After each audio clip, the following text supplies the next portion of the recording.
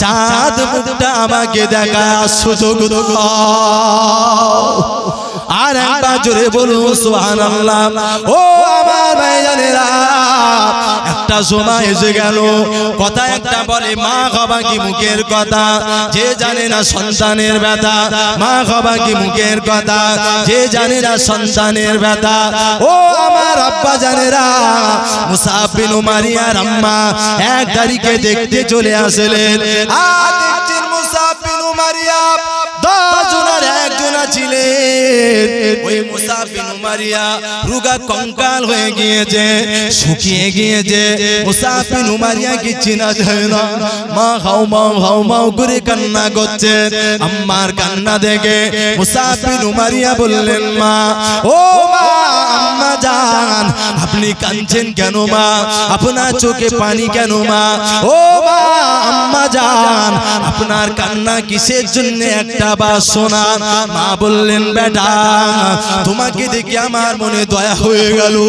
তুমি শুকিয়ে গিয়েছো বাবা, তুমি কঙ্কাল হয়ে গিয়েছো বাবা। মুসাব বিন উমাইয়া, তুমি ঈমানের কালমাটা ছেড়ে দাও। ও মা, আম্মা জান, তোমার বেটা মারা যাবে, তোমার বেটা ইন্তেকাল হয়ে যাবে মা, তারপরেও তোমার বেটা ঈমানের কালমা ছাড়বে না। তারপরে তোমার বেটা মুসাব বিন উমাইয়া ঈমানের কালমা ছাড়বে। এমন কথা বলো না। তুমি যদি আমি শুকিয়ে গেছি, কষ্ট হয়, আমার দিকে যদি তোমার মনে দয়া হয় মা, আমি তোমার বেটা বলছি, আমাকে একটাবার আজাদ করে দিন, আমি যাই মদিনার কামলিওয়ালার কদমে যাই, আমাকে বিদায় দেন। ছেলের কথা তো, মা যদি হোক 10 মাস 10 দিন পেটে রেখেছে, একটা দয়া তো, মায়া তো লাগে না, লাগে মায়া তো লাগে। এখনকার ছেলেরা সেই মা বাপকে কষ্ট দেয় না, দেয় না। ছেলেরা মা বাপকে দাম দিচ্ছে না। শ্বশুর কি খাবে, শাশুড়ি কি খাবে, এই ব্যস্ত। বাপ 10 টাকা দমের পাতা ঔষধ কাতরাচ্ছে পায় না। ঠিক বলেছি না? সমাজ কোথায় গেছে? এই যুবক, বিশ্বাস করো, যত পীর মাশায়েখা যাই করো না কেন, তাহাজ্জুদ পড়ো না কেন, যদি তোমার ব্যবহারে তোমার বাবা মা কষ্ট পায়, ব্যথা পায়, তোমার ওই ইবাদত, ওই আমল কিন্তু জান্নাতে নিয়ে যাবে না। ছেলে টাকা হয়েছে, বাপ মার পুরো ঘরে রেখেছে, ছেলে এসি ঘরে, আবার পীর সাহেব আসে প্রতি বছর। ঠিক বলেছি না? তোর বুকি পানি ওঠপানি রেডি থাকি। আর কত কষ্ট পেয়েছেন? কি কোন ভাষায় বলবো, কি ভাষায় বলবো? এদিন এক মহিলা রাস্তায় বসে কাঁদছে, বয়স মিনিমাম 80-82 হবে, জয়ী হয়ে। আমি বললাম, মা কাঁদছে, তা হাউমাউ করে কাঁদছে, তুমি কার সন্তান বাবা? আমি বললাম, কেন মা? বলে, তুমি এমন একটা সন্তান, আমাকে জিজ্ঞাসা করেছো, আমার সন্তান তো আমাকে জিজ্ঞাসা করে না। তুমি কোন মায়ের সন্তান তুমি জিজ্ঞাসা করলে, কিন্তু আমার ছেলে তো আমাকে জিজ্ঞাসা করে না। মায়ের মনে দয়া হয়েছে, মুসাব বিন উমাইয়াকে ছেড়ে দিলেন। মুসাব বিন উমাইয়া কোথাও না দাঁড়িয়ে সোজা দৌড় মারলেন মদিনার কামলিওয়ালার দরবারে। জোরে বলুন, আল্লাহ নবী দরবারে গিয়ে সালাম দিলেন।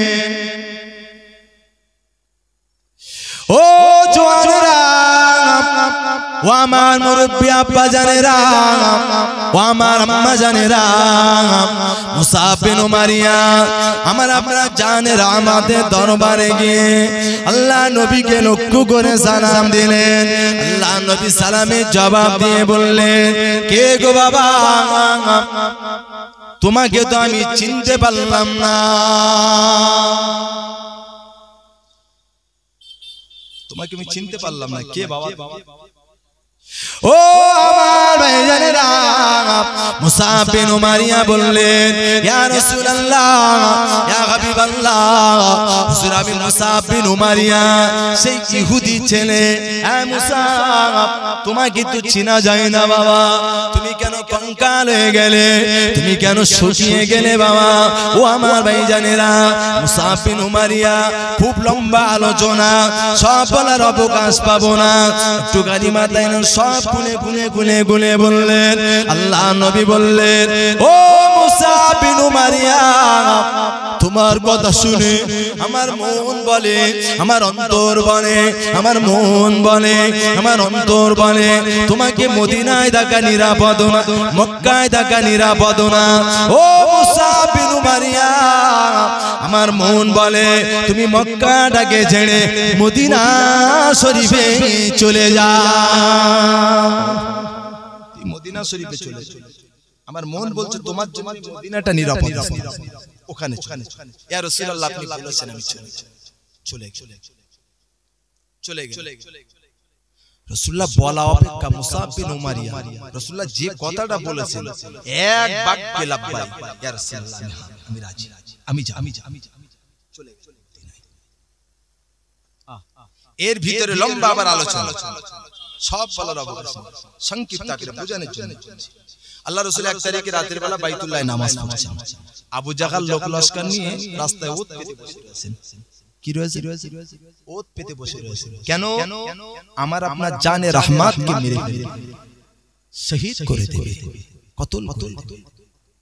আচ্ছা বলে আমার নবীর উপরে আমার আল্লাহ আছেন না? আছে। আবু জাহালের চক্রান্ত এক নিপিষে ঢিসে লম্বা আলোচনা। ভোর হয়ে যাচ্ছে, আল্লাহ রাসূল ওই রাস্তা দিয়ে যায়। আল্লাহ পাক ফেরেশতা জিবরাইলকে পাঠিয়েছেন, যা আবু জাহালের চিন্তা ভাবনা এই আছে, আমি আল্লাহ পাক আমার হাবিবকে জানিয়ে দিলাম, তুমি শুধু সংবাদটা পৌঁছে দাও। কি সংবাদ? আমার হাবিব যে রাস্তা দিয়ে বাইতুল্লাহ নামাজ পড়তে এসেছে ওই রাস্তা দিয়ে বাড়ির যেন না যায়। ছেড়ে বলবেন না, যে রাস্তা দিয়ে এসেছে ওই রাস্তাটা পরিবর্তন করে গোপন চিপা রাস্তা দিয়ে আমার হাবিবকে বাড়ি গিয়ে আরামের বিছানায় মাথা দিতে হবে। আল্লাহ রাসূলের নামাজ শেষ, ফেরেশতা জিবরাইল এসে হাজির। ইয়া রাসূলুল্লাহ, আপনি যে রাস্তা দিয়ে বাইতুল্লাহ এসেছেন ওই রাস্তায় আবু জাহাল লোক নিয়ে বসে রয়েছেন, আপনি যাবেন না, এটা আল্লাহ পাকের ফয়সালা। জেরে বলুন সুবহানাল্লাহ। আল্লাহ পাক আপনাকে আমাদের সংবাদ দিয়েছেন, আপনি অন্য কোন রাস্তা দিয়ে বাড়ি যাবেন। রাসূলুল্লাহ কথা অনুযায়ী ঠিক গোপন রাস্তা দিয়ে বাড়িতে গিয়ে ঘুমাচ্ছেন। আবু জাহাল লোক পাঠিয়ে, যাও এখন আসে না কেন? গিয়ে দেখছেন বাইতুল্লাহ ফাঁকা। ছেড়ে বলবেন না, গিয়ে দেখছেন বাইতুল্লাহ ফাঁকা। আবু জাহাল চিন্তা করছে, ঠিক আছে আমি বললাম না, ও ঠিক বুঝতে পারে আসবে, যে যেরকম মেন্টালিটি নিয়ে ঘুরে আসবে। বাড়ি গিয়ে ঘুমাচ্ছেন, ওই রাতে সংবাদ হলো, ইয়া রাসূলুল্লাহ আপনি আর মক্কায় থাকবেন না, আপনার অর্ডার হয়ে গেছে, মদিনায় চলে যেতে হবে। জোরে বলুন। মদিনায় যাচ্ছেন, সঙ্গে রয়েছেন কে? আবু বকর। আবু বকর সঙ্গে। মরুময় পথ, জঙ্গলময় পথ, পাহাড়িয়া পথ, আঁকাবাঁকা পথ, মরু পথ, ওই পথ দিয়ে যাচ্ছেন। আল্লাহ রাসূল আগে আগে যাচ্ছেন, আবু বকর হুজুর পিছনে পিছনে রয়েছেন। জোরে বলুন। আবু বকর হুজুর বর্ণনা করছে, আল্লাহ রাসূল পাথরের উপরে পাড়া দিচ্ছেন, ওই পাথরগুলো তুলার মতো নরম হয়ে যায়। জোরে বলুন। অথচ আমি আবু বকর পাথরের উপরে পাড়া দিচ্ছি, পাথর নরম হয় না। হযরত আবু বকর হুজুরের কান্নাটা বেড়ে গেল, ঝরঝর করে কাঁদছে। আল্লাহ নবী জিজ্ঞাসা করলেন, ও বাবাজি আবু বকর, ও বাবাজি আবু বকর, হঠাৎ প্রতিমধ্যে কি বাড়ির কথা মনে পড়ে গেল, বিবির কথা মনে পড়ে গেল, সম্পদের কথা মনে পড়ে গেল? না ইয়া রাসূলুল্লাহ, না ইয়া হাবিবাল্লাহ, হুজুর বিবির কথা মনে পড়ে নাই, সম্পদের কথা মনে পড়ে নাই। হুজুর আমার জীবনের ইচ্ছা ছিল আপনাকে একটা দিন কোলে করে নিয়ে হাঁটবো।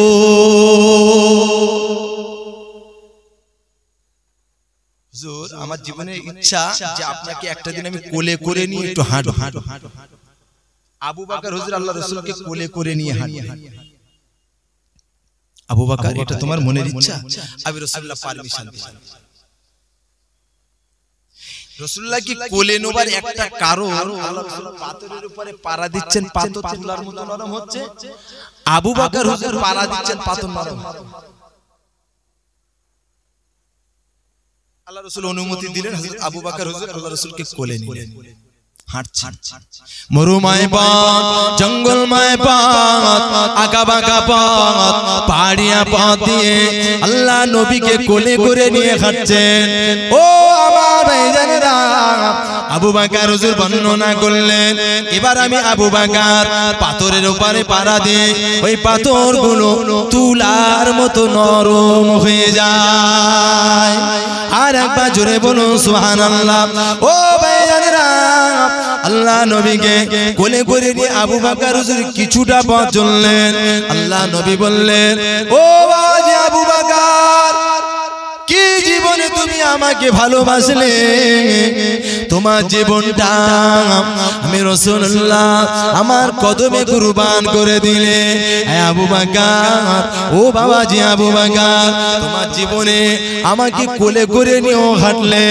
ও বাবাজি আবু বকর, আর নিয়ে যেতে হবে না বাবা, আমাকে এবারে নামিয়ে দাও। ও আমার ভাইজানেরা, হযরত আবু বকর হুজুর আল্লাহ নবীকে নামিয়ে দিলেন। যখন কোল থেকে নামিয়ে দিলেন, আর আবু বকর হুজুর এবার পাথরের উপরে পাড়া দিচ্ছে, ওই পাথর আর তুলার মতো নরম হয় না। আবু বকর হুজুরের ইচ্ছা আল্লাহ নবীকে কোলে করে নিয়ে পাথর নরম হয় কিনা এটা পরীক্ষা। আবু বকর, তুমি যে আমাকে কোলে নিলে একটাবার বলবে না কি কারণ? ইয়া রাসূলুল্লাহ, ইয়া হাবিবাল্লাহ, ইয়া রাসূলুল্লাহ, হুজুর আপনি আগে আগে হাঁটছিলেন, আমি পিছনে পিছনে ছিলাম। হুজুর আপনার নূরের কদমে ছোঁয়ায় ওই পাথরগুলো তুলার মতো নরম হয়ে যাচ্ছিল। আমি আবু বকর পাড়া দিলাম, পাথর নরম হয় না। ইয়া রাসূলুল্লাহ গে, ইয়া হাবিবাল্লাহ, হুজুর আমি আবু বকর আপনাকে কোলে করে নিয়ে পরীক্ষা করব বলে ওই জন্য আপনাকে কোলে নিয়েছিলাম। হুজুর যত সময় আপনি আমার কোলে ছিলেন পাথরগুলো নরম হচ্ছিল। হুজুর যখনই আপনাকে কোল থেকে নামিয়ে দিলাম, হুজুর ওই পাথরগুলো আর নরম হয় না।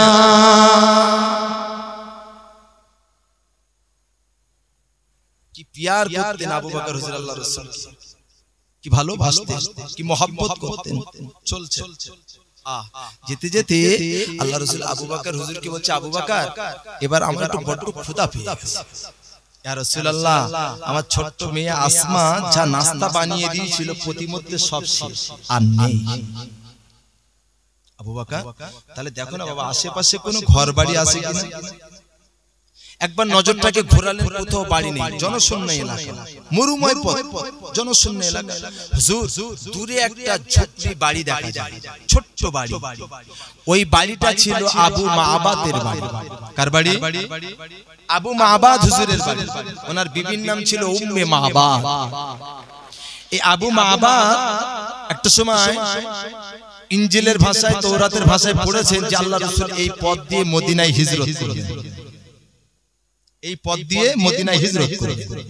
তো আবু মাবাদ হুজুরের চিন্তা যে আল্লাহর নবীকে আমি সচক্ষে আল্লাহ রাসূলকে দেখি, সচক্ষে দেখি।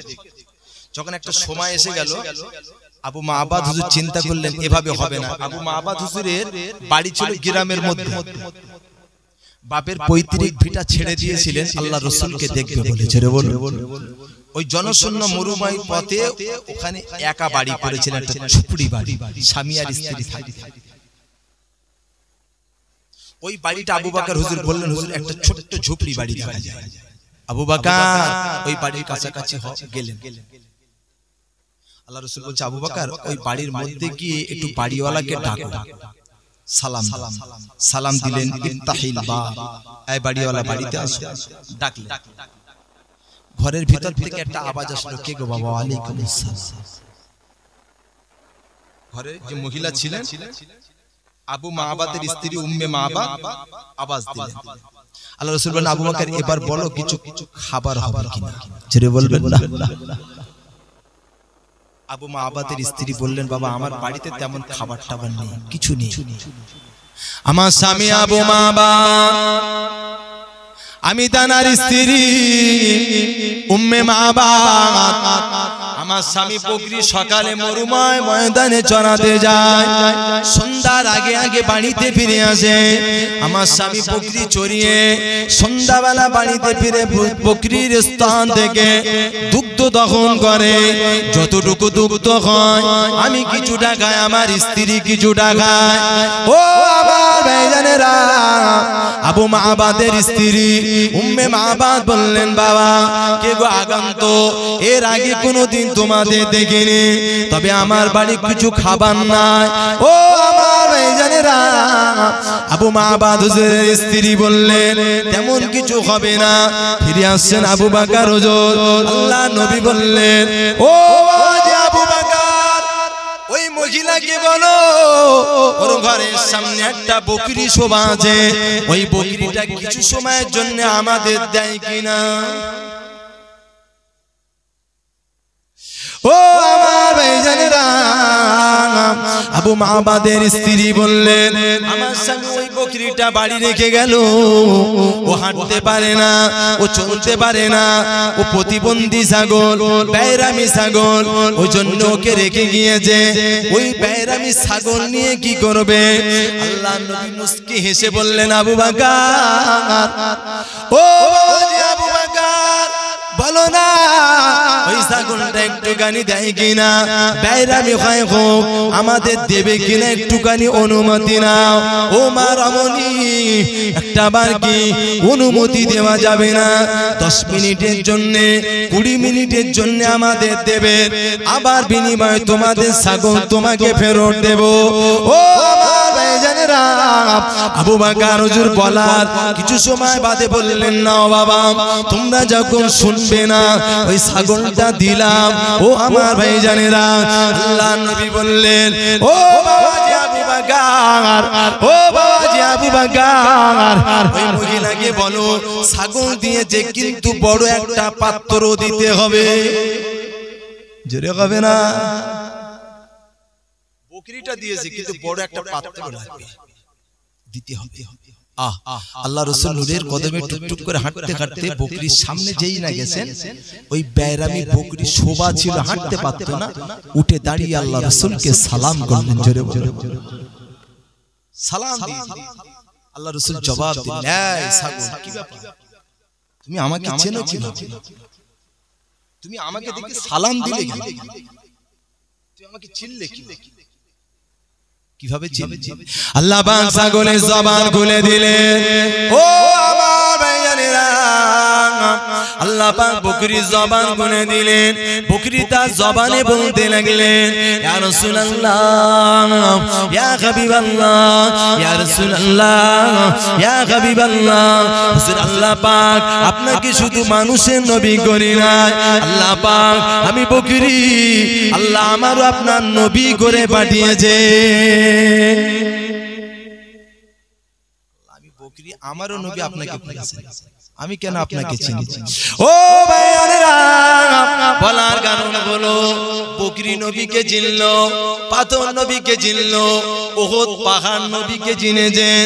আল্লাহ নবী যখন উহুদ পাহাড়ে ধাত দিয়ে যেতেন, উহুদ পাহাড় থেকে একটা গুনগুন গুনগুন করে কান্নার আওয়াজ ভেসে আসতো। আল্লাহ নবীকে লক্ষ্য করে উহুদ পাহাড় সালাম দিতেন। আল্লাহ নবী এক দানিকে জিজ্ঞাসা করলেন, আয় উহুদ তুমি কেন কান্না করো? আয় উহুদ তুমি কেন আমাকে সালাম দিলে? ও ভাইরা, যারা হাজী সাহেব হজ পাকে গেছেন জিজ্ঞাসা করবেন, সৌদি পুলিশ গুলো বলে হাজী উহুদ উহুদ উহুদ।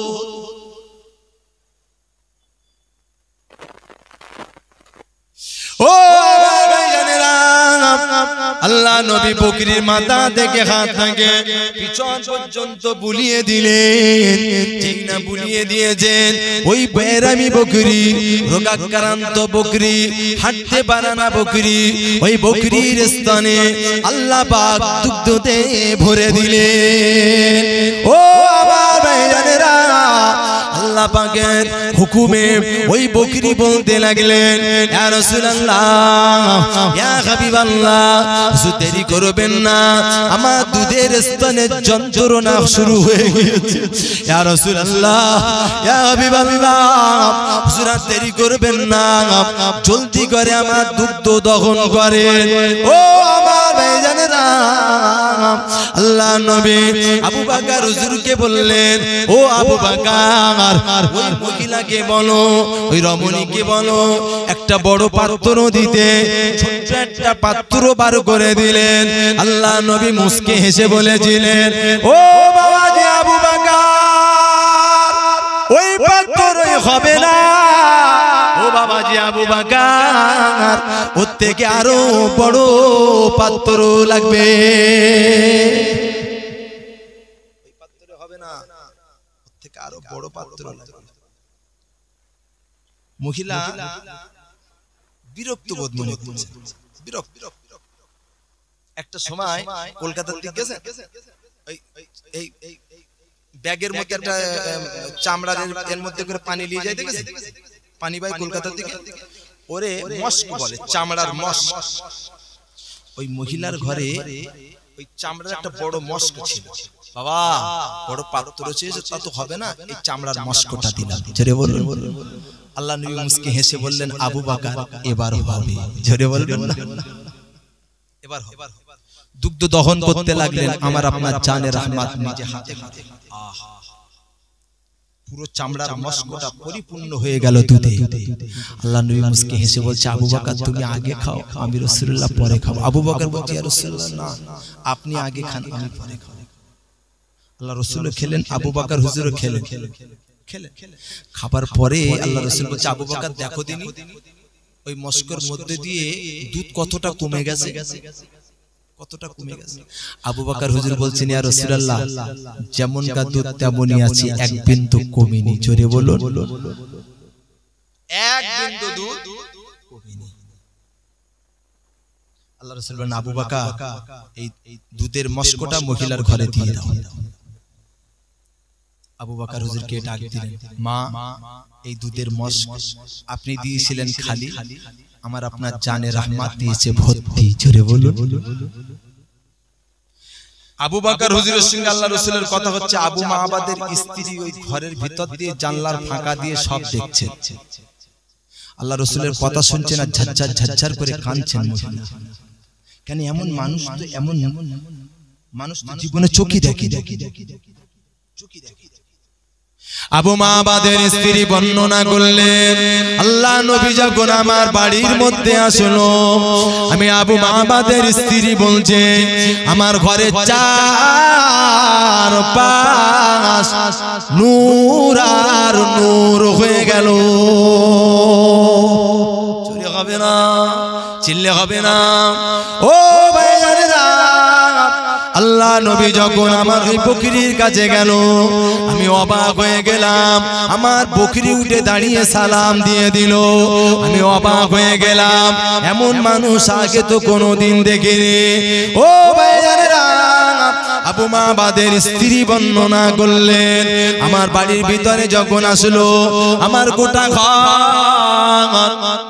আমার গোটা ঘরে চার পাঁচ খুশবু আর খুশবু ছুটছে, এমন সুগন্ধি, এমন খুশবু, যার আগে কোনোদিন আমার নাকি ঘ্রাণ পাই না।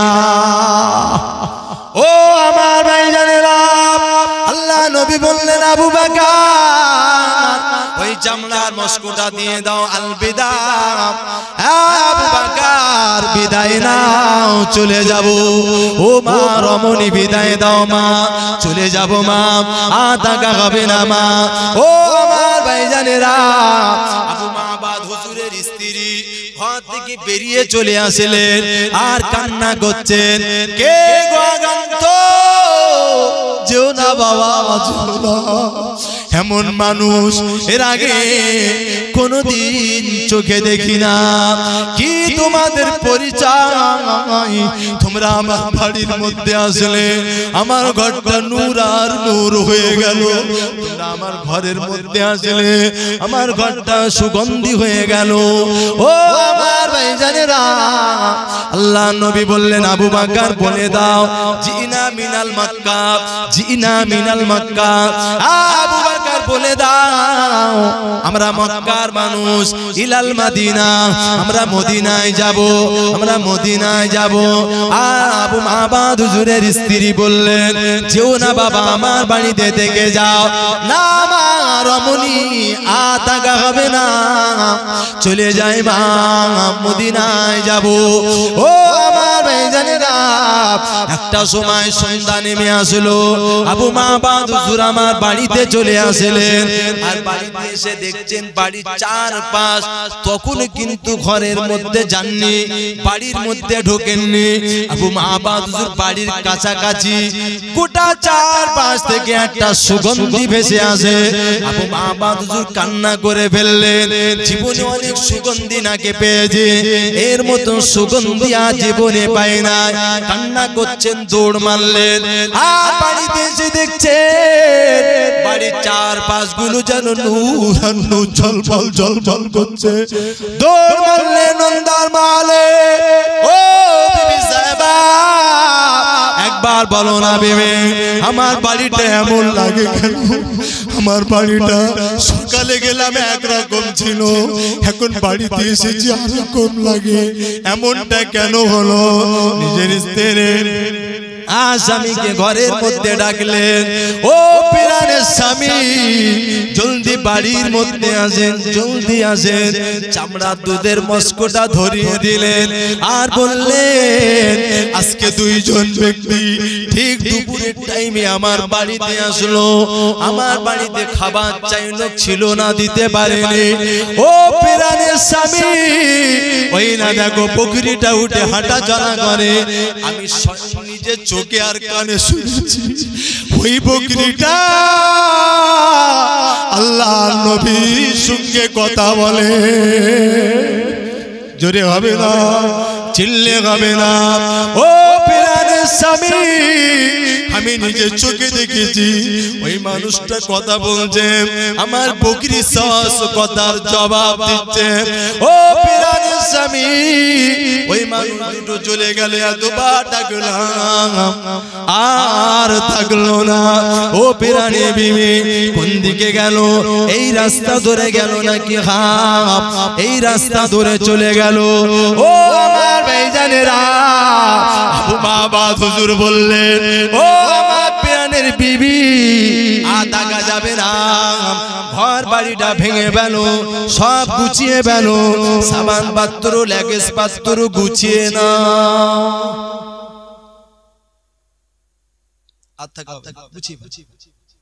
কেন বিবি জিজ্ঞাসা করছেন, কেন?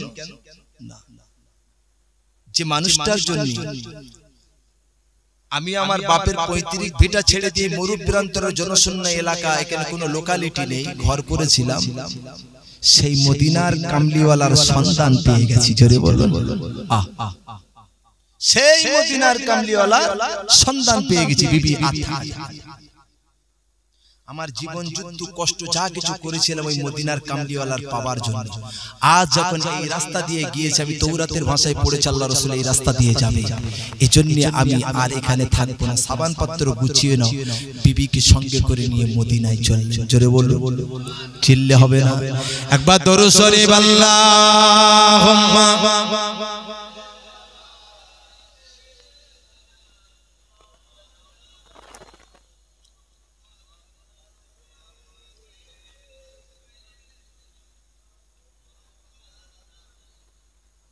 আল্লাহুম্মা সাল্লি আলা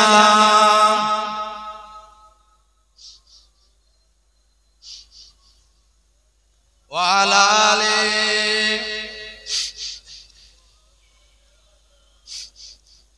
আমার পাগল মন ওই মদিনার প্রেমে পড়েছে আমার পাগল মন ওই মদিনার প্রেমে পড়েছে ওই মদিনা এই মনকে পাগল করেছে জোরে হবে না সুবহানাল্লাহ চিল্লে হবে না আমার পাগল মন ওই মদিনার প্রেমে পড়েছে আমার পাগল মন ওই মদিনার প্রেমে পড়েছে ওই মদিনা এই মনকে ওই মদিনা এই মনকে পাগল করেছে জোরে হবে না সবাই মিলে হবে না নারে দেখবি আমার পাগল মন ওই মদিনার প্রেমে পড়েছে জানি না ওই মদিনায় কি আছে মধু জানি না ওই মদিনায় কি আছে মধু মদিনা মদিনায় আমার করেছে জাদু জোরে হবে না চিল্লে হবে না আমার পাগল মন ওই মদিনার প্রেমে পড়েছে ওই মদিনা এই মনকে ওই মদিনা এই মনকে পাগল করেছে আমার পাগল মন ওই মদিনার প্রেমে পড়েছে আল্লাহুম্মা সাল্লি আলা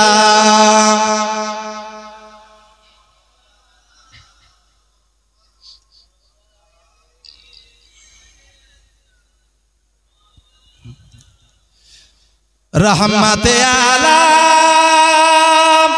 नूर मुजासाम साहाबारा आतुर बनाई ओई नबीजिर घाम যদি হবে না সাহাবারা আল্লাহ রাসূলের গায়ের পাসিনার জন্য অপেক্ষা করতেন ঘামের জন্য অপেক্ষা করতেন পকেটে করে একটা কাঁচের শিশি রাখতেন ছোট কাঁচের শিশি নূরের বদনের ঘামটা জমিনে পড়ার আগে ওই শিশিরে ধরে নিতেন আতর হিসাবে ব্যবহার করতেন জোরে বলবেন না চিল্লে বলবেন না এখনকার ছেলেরা জুম্মার নামাজ পড়তে যাচ্ছে সেন্ট ঠিক বলেছেন না সেন্ট মাখা কি শরিয়াতে জায়েজ আছে হ্যাঁ নামাজ পড়তে গিয়ে সেন্টটা মাখলে আতর পয়সা হয়েছে আতর 20 টাকা 30 টাকা 100 টাকা 150 টাকা 200 টাকা সেন্ট নবী পাকের সাহাবা হুজুররা শিশির নিয়ে বসে থাকতেন শিশির রহমতে আলম নূরে মুজাসাম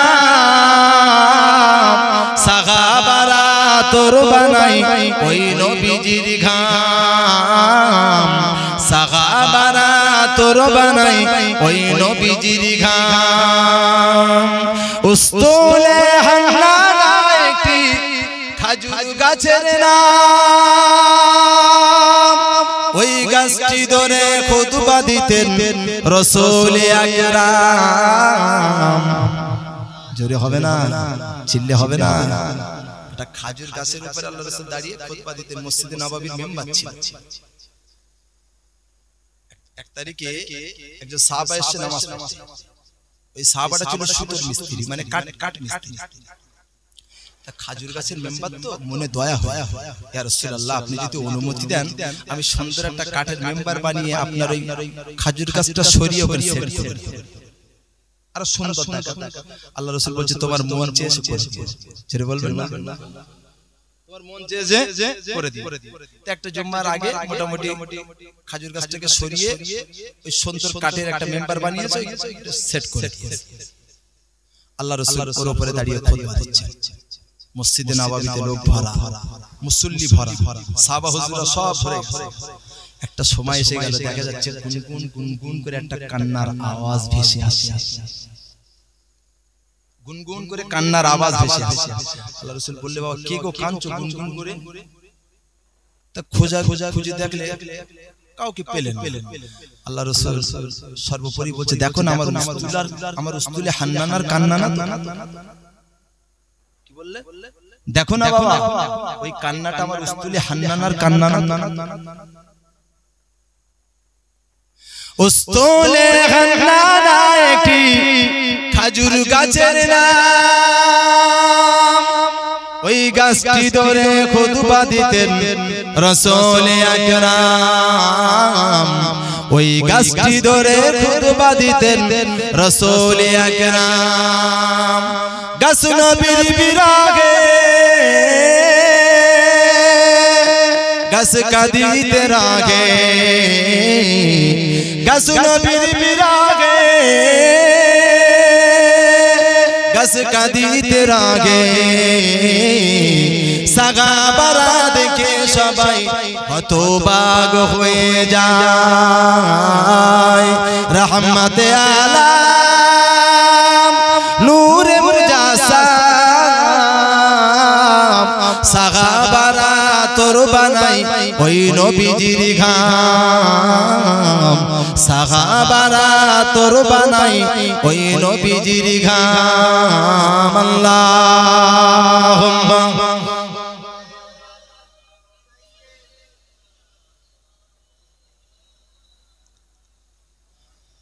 ওয়া আলা আলি সাইয়্যিদিনা আলহামদুলিল্লাহ আলোচনা চলবে হুজুর যত সময় না আসে ততক্ষণ তোমার বলতে হবে নাকি এ দেখেন আমরা যে ভাড়াটে ঘন্টা পরিষ্কার কথা জোন দিতে এসেছি জোন আমার বলার কাম বলে যাব হ্যাঁ হিদায়াত দেনেওয়ালা মালিক আল্লাহ আল্লাহ অনেক লোক বলে এত মিলাদ মাহফিল হচ্ছে এত হুজুর ওয়াজ করতে মানুষ পরিবর্তন হয় না হিদায়াতের চাবি পরিমির হাতে দিয়েছেন হ্যাঁ যে ছেলেগুলো মাহফিলটা দিচ্ছে একটা কমিটি আছে ওরা ইচ্ছা করলে তো ফাংশন দিতে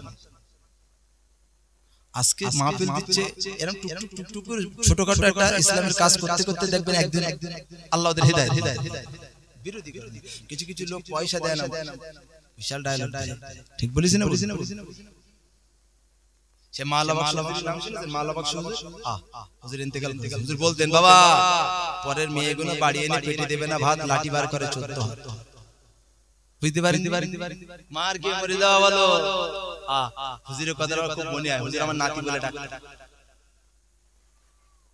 যাক আল্লাহ জান্নাতের উচ্চ মাকাম নসিব করুন আল্লাহুম্মা আমিন প্রিয় আমার আকাশে লাগছে ও শিয়াল ডাকছে আল্লাহু আকবার যাই হোক আলোচনার দিকে প্রিয় ভাইরা আমার আব্বা জানেরা সোনার মানিকেরা রাগ করবেন না সোনারা একটু পরিবর্তন আল্লাহ রাসূলের উসতুলে হান্নানা কান্নাটা যখন বুঝতে পারলেন আল্লাহ রাসূল জিজ্ঞাসা করছেন এই উসতুলে হান্নানা তুমি কাঁদছো কেন ওয়াজ কিন্তু সেই মুসাব বিন উমারিয়ায় ফেলে রেখেছে যাব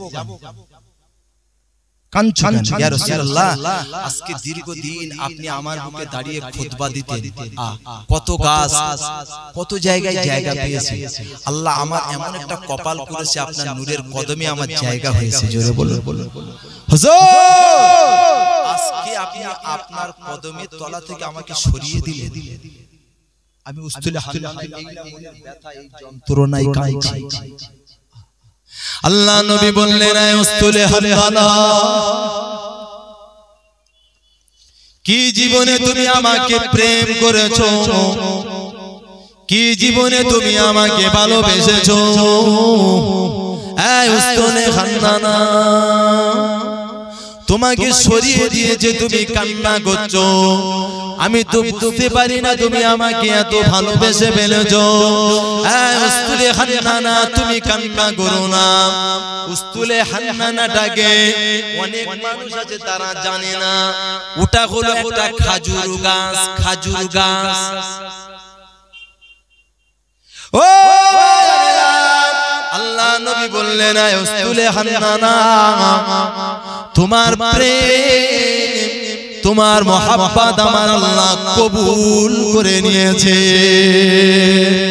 এই উসতুলে হান্নানা আমি রাসূলুল্লাহ বলে গেলাম কাল কিয়ামতের মাঠে আল্লাহ যখন জান্নাত আর জাহান্নামে মানুষকে দেবে, আমি রাসূলুল্লাহ যে জান্নাতে থাকবো, এই উস্তুনে খান্নানা আমার আল্লাহ তোমাকে আমাকে পাশাপাশি দিয়ে দেবে। এই উস্তুনে খান্নানা আল্লাহ পাকে জান্নাতে আমরা দুজনে একসঙ্গে থাকবো। ও আল্লাহ নবী মদিনায় চলে গেলেন। চলুন ওয়াজে ফিরে যায়। মুসাব বিন উমারিয়া মদিনায় চলে গেলেন। এই মুসাব বিন উমারিয়া আল্লাহ নবী মদিনায় যাবার আগে গিয়েছিলেন। আল্লাহ নবী মদিনায় গেল। মদিনায় গিয়ে সর্বপ্রথম মদিনা যুবকদের ঘরে ডেকে ডেকে বললেন, হ্যাঁ মদিনা যুবকেরা, হ্যাঁ মদিনার আবার বৃদ্ধা সকলে শুনো বাবা, মক্কা থেকে একজন যুবক এসেছিল, যার নাম হলো মুসাব বিন উমারিয়া। হ্যাঁ মদিনা যুবকেরা, ওই মুসাব বিন উমারিয়ার সন্তান তোমরা বলতে পারো। মুসাব বিন উমারিয়া কোথায় বলতে পারো? ও মদিনা যুবকেরা বললেন, ইয়া রাসূলুল্লাহ, মুসাব বিন উমারিয়ার খোঁজ নিলেন। ওই মুসাব বিন উমারিয়া একটা রাত মদিনায় আসার পরে একটা রাত শান্তিপূর্ণ রাতের বিছানায় মাথা দেয়নি। একটা দিন উদার পূর্ণ করে খানা খায়নি। হুজুর এই মুসাব বিন উমারিয়ার খোঁজ নিয়েছেন। হুজুর এই মুসাব বিন উমারিয়া মদিনা শহর থেকে গ্রাম আর গ্রাম থেকে শহর, হুজুর মুসাব বিন উমারিয়া প্রতিটা ঘরে ঘরে কোরআনের দাওয়াত দিতে লেগেছে। এত কষ্ট মক্কায় পেলেন, মদিনায় গেলেন, তাও শান্তিপূর্ণ ঘুমায় না। সকাল থেকে সন্ধ্যা শহর থেকে গ্রাম, গ্রাম থেকে শহর, কোরআনের দাওয়াত দিচ্ছেন প্রতিটা ঘরে ঘরে ঘরে। ও মদিনা যুবক, ওই মুসাব বিন উমারিয়াকে আমার কাছে আনা যাবে।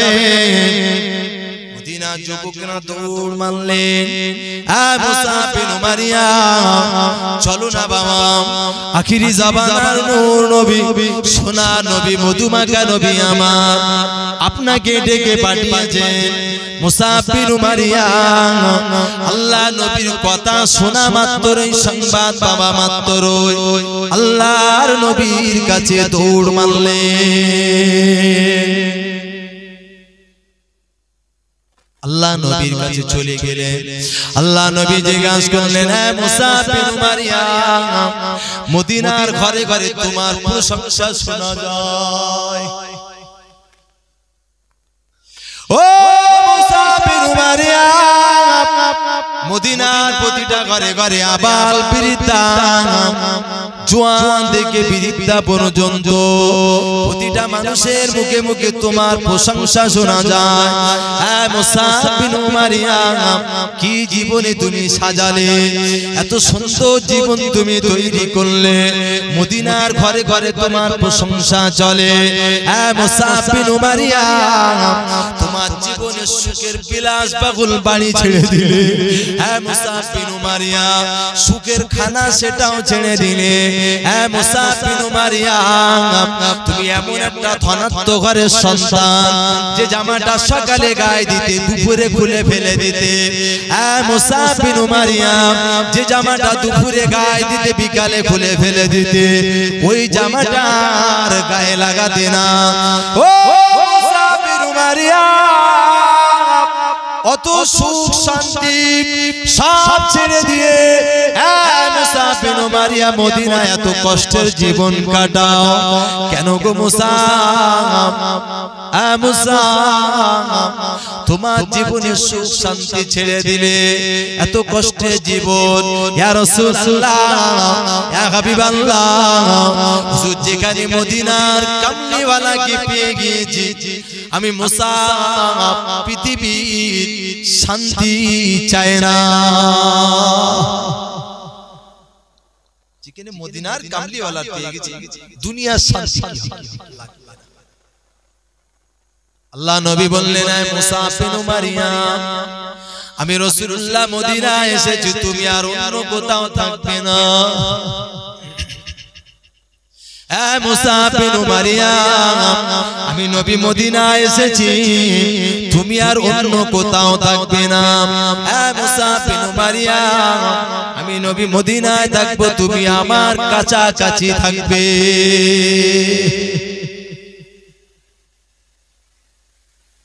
মুসাব বিন মারিয়াম আল্লাহর নবীর কাছাকাছি থাকছে। আল্লাহ রাসূল মক্কা থেকে চলে এসেছেন মদিনায়, কাদের অত্যাচারে? আবু জাহাল, আবু লাহাবদের অত্যাচারে চলে এসেছে। বেশ কিছুদিন পার হলো, আবু জাহাল এবার ষড়যন্ত্র করছে। দেখো না, মুহাম্মদ সাল্লাল্লাহু আলাইহি ওয়াসাল্লাম সেই যে মদিনায় গেল, খোঁজ নেওয়া হলো না। মদিনায় গিয়ে কি ষড়যন্ত্র করছে, আবার মক্কায় আসবে কিনা একটু খবর নাও, খবর নেওয়া হোক। একজন গেলেন, আবু জাহালের পক্ষ থেকে একজন গেলেন, গিয়ে খবর নিচ্ছেন মক্কা থেকে মুহাম্মদ সাল্লাল্লাহু আলাইহি ওয়াসাল্লাম এসেছেন কোথায়। বলছে ভাষাবার্তা ঠিক করে বলবে, উনি হলেন আখিরি জামানার শেষ নবী। কারা বলছে? মদিনার যুবকরা বলছে। নিয়ে যাওয়া হলো। আল্লাহ রাসূল নিজের জন্মভূমির মানুষ পেয়ে আল্লাহ রাসূল বুকে টেনে নিয়েছেন। জোরে বলবেন না? যাকে বুকে টেনে নিয়েছেন, ওরাই আমার নবীকে দিনের পর দিন কষ্ট দিয়েছে। রাতের বিছানায় ঘুমাতে দেয়নি, ভালো ভালো তিলমুলো খেতে দেয়নি, অত্যাচার আর অত্যাচার। সেই মানুষগুলোকে পেয়ে আল্লাহ রাসূল বুকে টেনে নিলেন আর বললেন, আসতে কোনো কষ্ট হয়নি তো? আসতে কোনো কষ্ট হয়নি তো? কি আদর্শ আমার আপনার নবী। ও অত্যাচার করতে আবু জেহেলের নেতৃত্বে। আল্লাহ রাসূলের কাছে যাওয়া মাত্রই আমার নবীর ব্যবহার পেয়ে ও খুশি হয়ে গেল। আরে কোন মানুষটাকে এতদিন আমরা কষ্ট দিয়েছি, না ভুল করেছি, ভুল করেছি। এক সপ্তাহ ছিলে, আল্লাহ রাসূল বলছেন, তুমি কতদিন থাকবে? তুমি আমার কাছে থাকো। একটা দিন, এই এক সপ্তাহের মধ্যে একটা দিন রাসূলুল্লাহর আদর্শ ব্যবহার দেখে এত খুশি হলেন, তা ও মহব্বত করে পিয়ার করে আল্লাহ রাসূলের পিঠ মোবারকে এইভাবে হাতটা বুলালেন। এইভাবে হযরত ওমর বসা, বলছে খবরদার, আল্লাহর রাসূলের নূরের বদনে তুমি হাত বোলাবে, হাত তুলবে না। কে বললেন? উমর হুজুর। কেন উমর হুজুরের তো ভয় হয়, এরাই আমার নবীকে তাড়িয়েছে, তাই বলছেন খবরদার, আল্লাহ রাসূলের শরীর মোবারকের উপরে তুমি হাত বোলাবে না, হাত নামাও। আল্লাহ রাসূল বললেন, উমর শান্ত হও। ছেড়ে বলবেন না, উমর শান্ত হও। ও মারার জন্য হাত তুলেন, মোহাব্বত করে পিয়ার করে হাত তুলেছে। ছেড়ে বলবেন। এক সপ্তাহ হয়ে গেছে, ওই মানুষটা বলছে, হুজুর আমাকে বিদায় দেন, আমি মক্কায় ফেরত যাব। মক্কায় যাবে? তা যাও, সাবধানে যাও। যেই বলেছে, ও আবার ঘুরিয়ে বলছে, ইয়া রাসূলুল্লাহ দোয়া করেন, আমি একটা সপ্তাহের জন্য যাব, আবার একটা সপ্তাহ পরে মদিনায় ফেরত আসব, তবে আমি খালি হাতে আসব না। জোরে বলবেন, হুজুর আমি আমার সঙ্গপঙ্গকে আনতে যাচ্ছি। জোরে বলুন। মদিনা মক্কায় আসলে আবু জাহলকে খোঁজ নিতে চাই, যাও দেখো কি ব্যাপার, এসেছে। যখন খবর নিলেন, ও পাল্টা জবাব দিয়ে বলছেন, শোনো আবু জাহল, তুমি যা কষ্ট দিয়েছো, চরম অন্যায় করেছো, তবে আমি মদিনায় গিয়ে আল্লাহ রাসূলের কাছ থেকে যে ব্যবহার পেয়েছি, যে ভালোবাসা পেয়েছি, উনি পেশাহাক আল্লাহ রাসূল। জোরে বলুন, চিল্লে বলুন।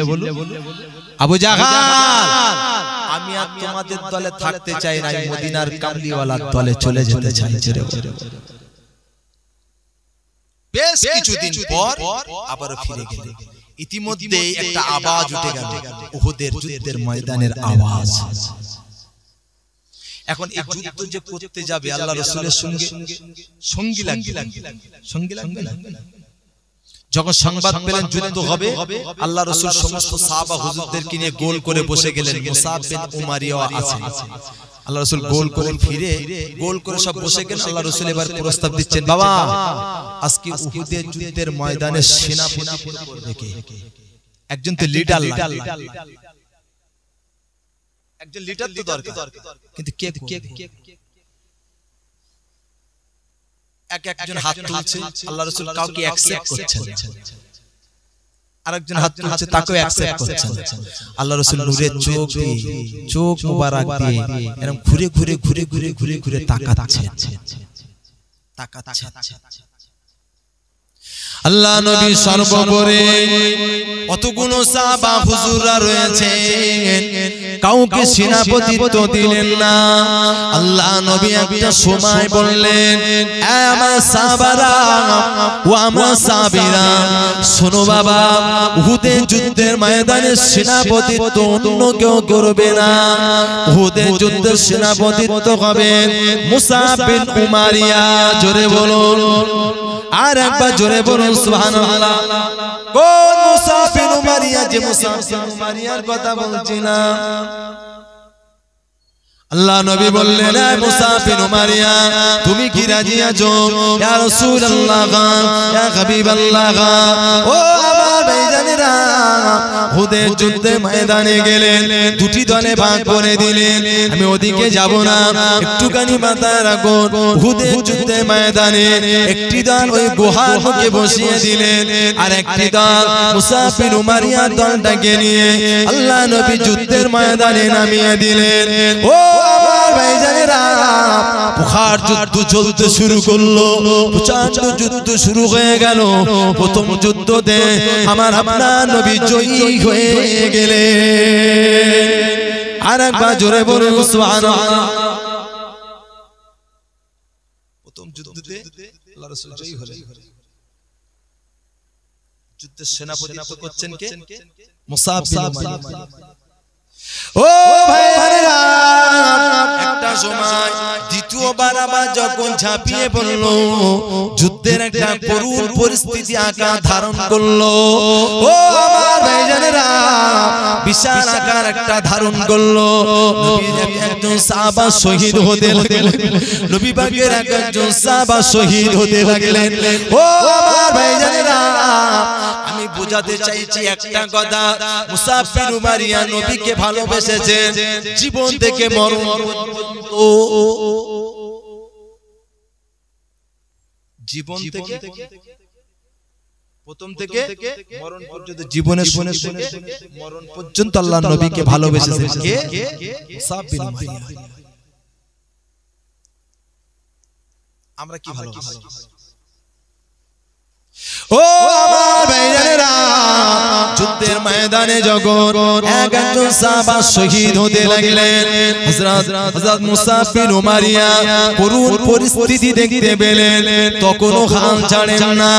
ও আমার ভাইজানেরা, একটা সময় বেঈমান বিদঈনেরা আল্লাহ রাসূলকে ঘিরে ফেলেছেন, আল্লাহর হাবিবকে ঘিরে ফেলেছেন, আমার আপনার জানের রহমতকে ঘিরে ফেলেছেন। আর মুসাব বিন উমারিয়া যেই না নজরে পড়ে গেল, একজন সাহাবা শহীদ হতে লাগলেন। আল্লাহ নবীর নজরে মুসাব বিন উমারিয়ার নজরে পড়ে গেল, আমার আপনার জানের রহমত, আমার আপনার জানের রহমতকে ঘিরে ফেলেছেন। ও আমার ভাইজানেরা, একটা সময় দেখা গেল মুসাব বিন উমারিয়া বাঘের মতো চিল্লাতে চিল্লাতে আসে, হে মক্কা কুফারে কুরাইশরা, হে বেঈমান বিদঈনেরা, হে মক্কা জাহেলেরা, তোমরা যদি লড়তে যাও আমার জানের রহমতের সঙ্গে কি লড়বে? তোমরা যদি মারতে যাও আগে আমার সঙ্গে লড়ো। আমি মুসাব বিন উমারিয়া, আমার সঙ্গে লড়ে দেখাও। হে মক্কা কুফারে কুরাইশরা, আমার নবীর সঙ্গে কি লড়বে? আমার জানের আমাদের সঙ্গে লড়ার আগে আমি মুসাব বিন উমারিয়া, আমার সঙ্গে লড়ে দেখাও।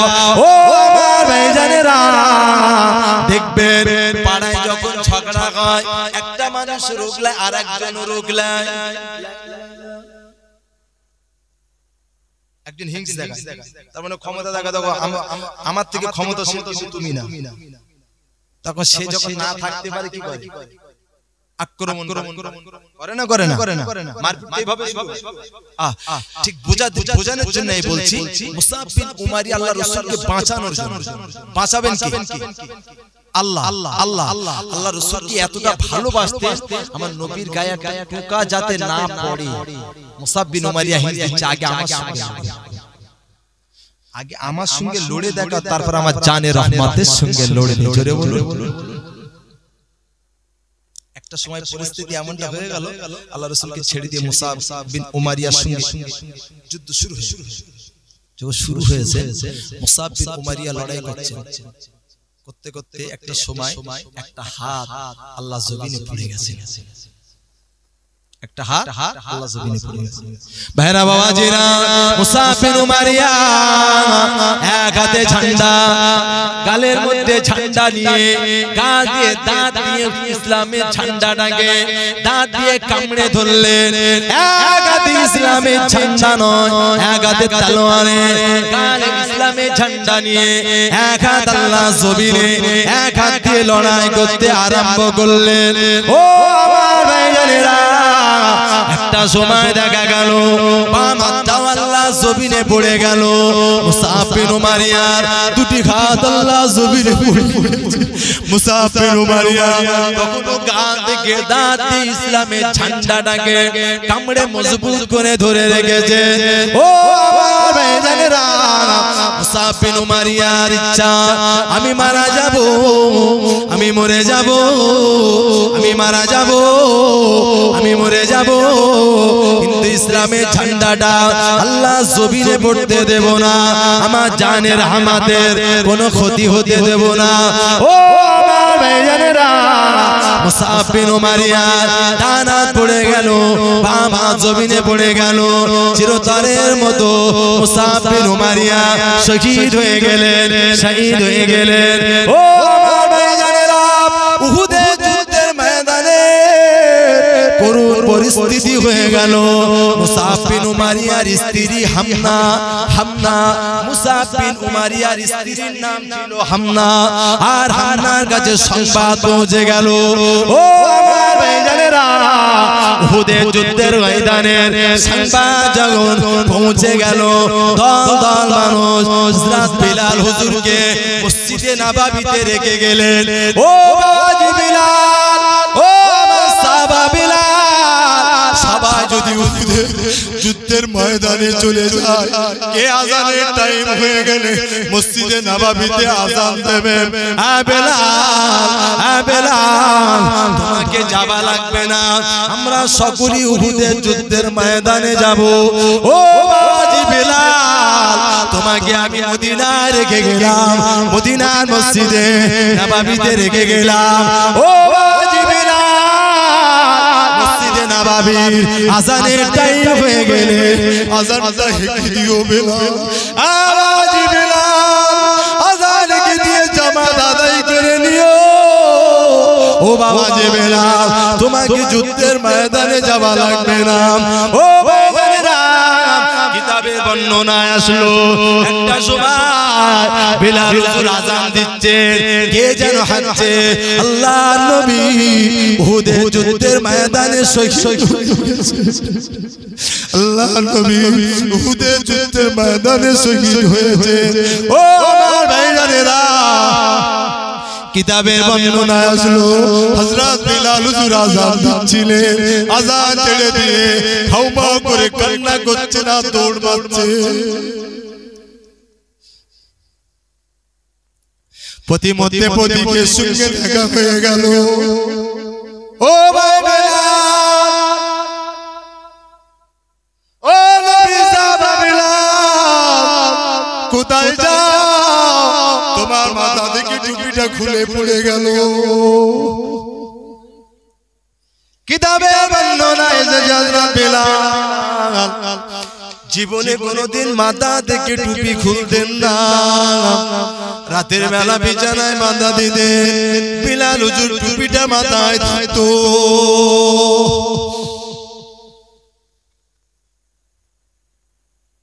বিলাল হুজুর আযান দিচ্ছেন কানে সংবাদ এলো আল্লাহ নবী শহীদ হয়েছেন বিলাল হুজুর দৌড় মারলেন প্রতিমধ্যে প্রতিকে সঙ্গে দেখা কোথায় যাও বেলাল তোমার মাথা থেকে টুপিটা কেন খুলে পড়ে গেল ও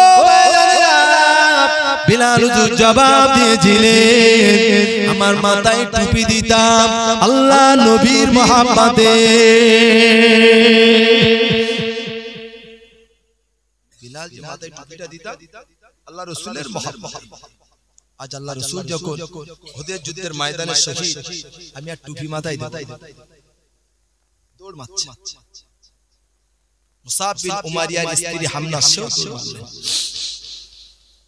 হাব এক এক করে হুদের যুদ্ধের ময়দানে দৌড় মারছে আল্লাহু আকবার একটা সময় সমস্ত সাহাবা হুজুরদের লাশ মোবারক একটা জায়গায় মুসাব বিন উমারিয়ার লাশ আছে তার স্ত্রী মুসাব বিন উমারিয়াকে দেখে কাঁদছেন স্বামীর লাশ স্ত্রী দেখে কান্না করছে আল্লাহ নবী বললেন এই হামনা তুমি কেঁদো না তুমি একজন শহীদানদের একজন শহীদের বিবি হয়েছে কাল কিয়ামতের মাঠে শহীদের কাতারে তোমার হাসর হবে জোরে বলবেন না আল্লাহু আকবার আল্লাহ রাসূল মুসাব বিন উমারিয়াকে দেখে কান্না করেছিলেন কান্না আল্লাহ রাসূল কান্না করেছিলেন এই মুসাব